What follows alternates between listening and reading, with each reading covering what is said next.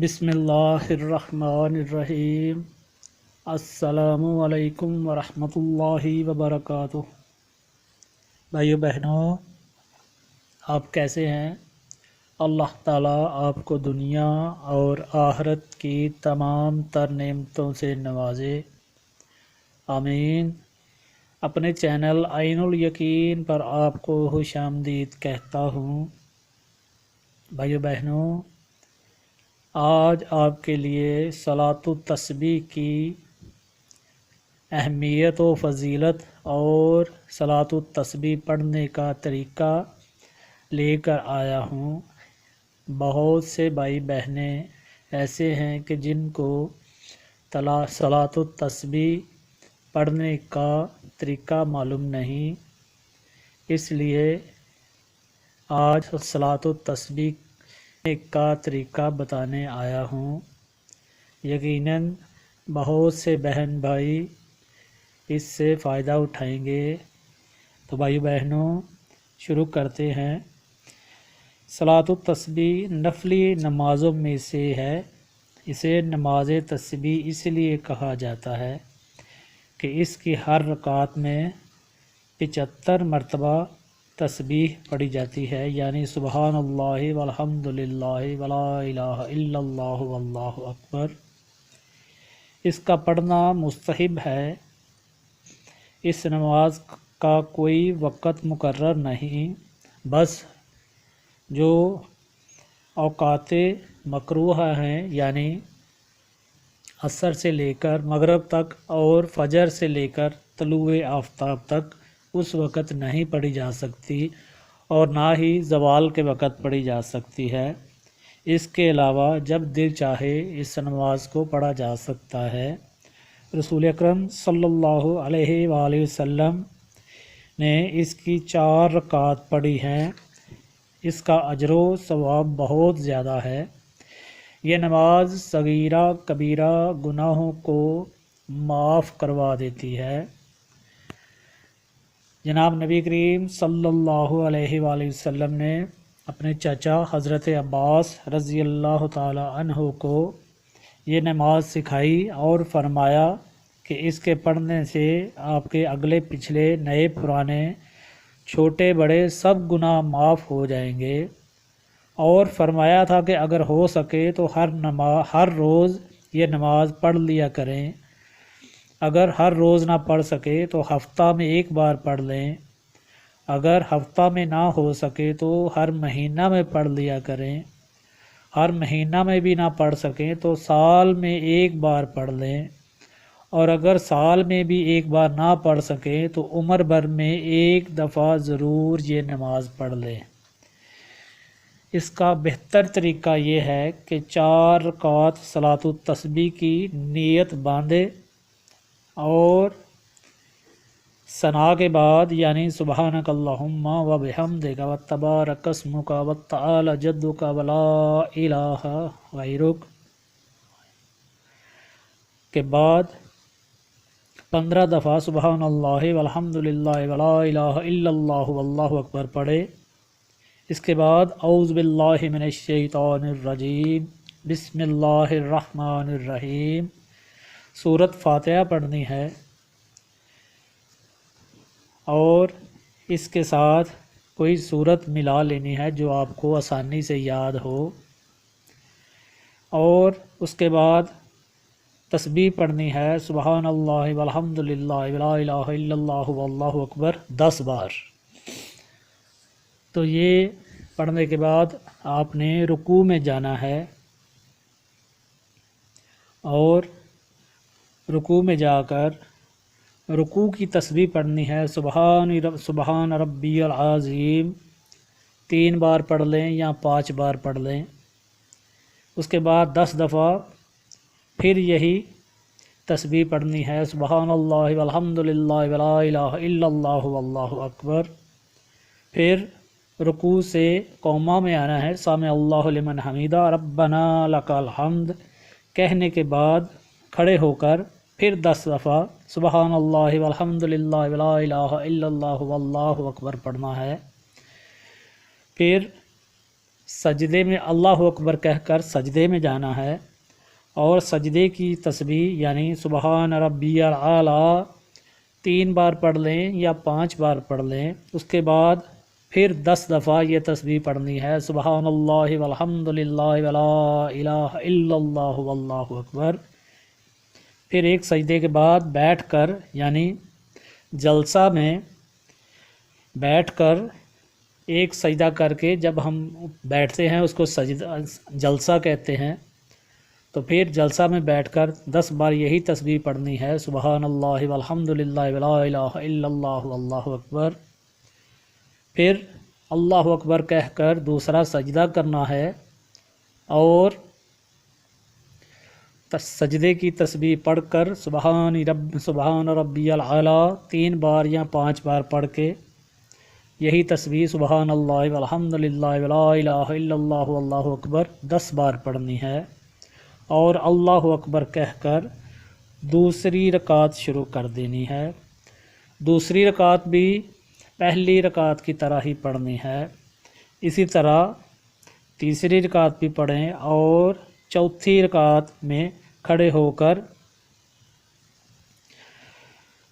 پہلے وہی تسبیح 15 بار پڑھ لے، پھر بسم اللہ الرحمن الرحیم، پھر الحمدللہ، اور سورت پڑھ کر 10 دفعہ تسبیح پڑھے، پھر اسی طرح رکوع وغیرہ میں پڑھے اور اتحیات کے موقع پر نہ پڑھے۔ اس طرح چاروں رکعتوں میں 75 بار پڑھنے سے کل تعداد 300 ہو جائے گی۔ بھائی بہنوں، یاد رہے کہ 2 رکعتیں مکمل کرنے کے بعد التحیات للہ والصلوات والطیبات والسلام علیک ایھا النبی ورحمۃ اللہ وبرکاتہ، یہ اتحیات پڑھنا ہے تو اس وقت یہ تسبیحات نہیں پڑھنی۔ اسی طرح جب 4 رکعتیں مکمل ہو جائیں تو اس وقت جو قاعدہ اخیرہ ہے یعنی سلام پڑھنے سے پہلے جو اتحیات پڑھنی ہے اس وقت بھی تسبیحات نہیں پڑھنی، صرف اتحیات للہ والصلوات پڑھنا ہے، درود ابراہیمی پڑھنا ہے اور دعا پڑھ کے سلام پھیر دینا ہے۔ اگر دوران نماز یہ جو تسبیحات ہیں 15 بار پہلے پڑھنی ہے اور قرأت کے بعد 10 بار پڑھنی ہے، اس میں اگر کمی بیشی ہو جائے یا آپ بھول جائیں تو اس میں سجدہ سہو لازم نہیں آئے گا، یعنی اگر آپ نے 10 پڑھنی ہے تو 9 پڑھ لی یا 11 پڑھ لی، 15 پڑھنی ہے تو آگے پیچھے کر لی، تو اس میں سجدہ سہو لازم نہیں۔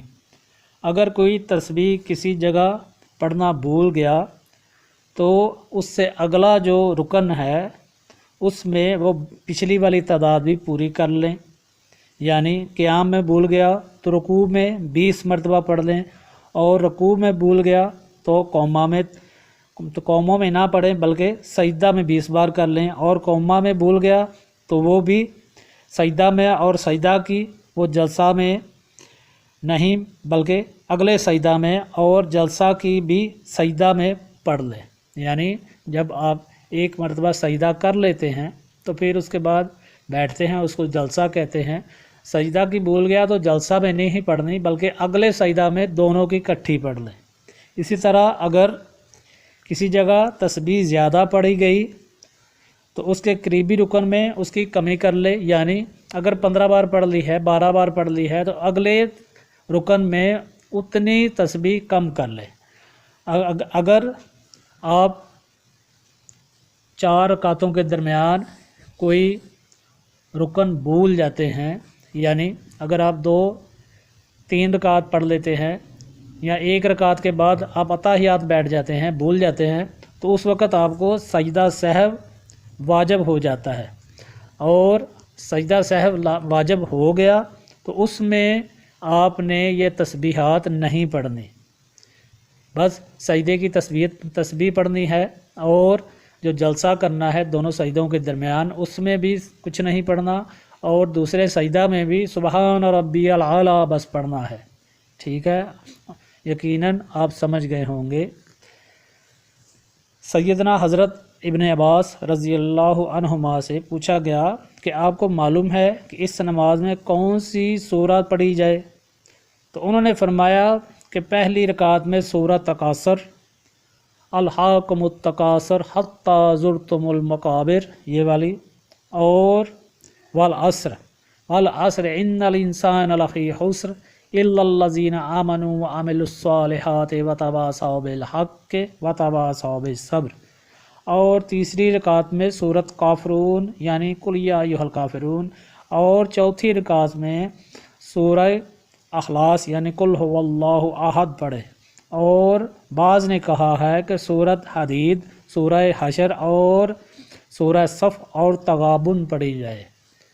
تو بھائیو بہنوں، آپ کو تسبیح نماز کی یعنی صلاۃ التسبیح کی تفصیلاً ساری جو تسبیحات ہیں آپ کو بتا دی گئی ہیں۔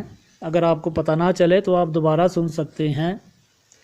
تو یہ تسبیح نماز جو ہے، صلاۃ التسبیح جو نماز ہے، کوشش کر، نبی کریم صلی اللہ علیہ وآلہ وسلم نے ارشاد فرمایا اپنے چچا جان کو کہ روز پڑھنی ہے۔ اگر روز نہ پڑھ سکیں تو ہفتہ کے بعد پڑھ لیں، ہفتہ کے بعد نہ پڑھ سکے تو مہینہ میں ایک بار پڑھ لیں، مہینہ میں ایک بار نہ پڑھ سکے تو سال میں ایک بار پڑھ لیں، اور سال میں ایک بار نہ پڑھ سکے تو پوری زندگی میں کم از کم ایک بار پڑھ لیں۔ بھائیو بہنوں، یہ بہت ہی فضیلت والی نماز ہے۔ ہمارے ہاں اکثر خواتین رمضان مبارک میں جمعہ کے دن یہ نماز باجماعت ادا کرتی ہیں۔ یہ بہت ہی اچھی بات ہے اور اعلیٰ کام ہے۔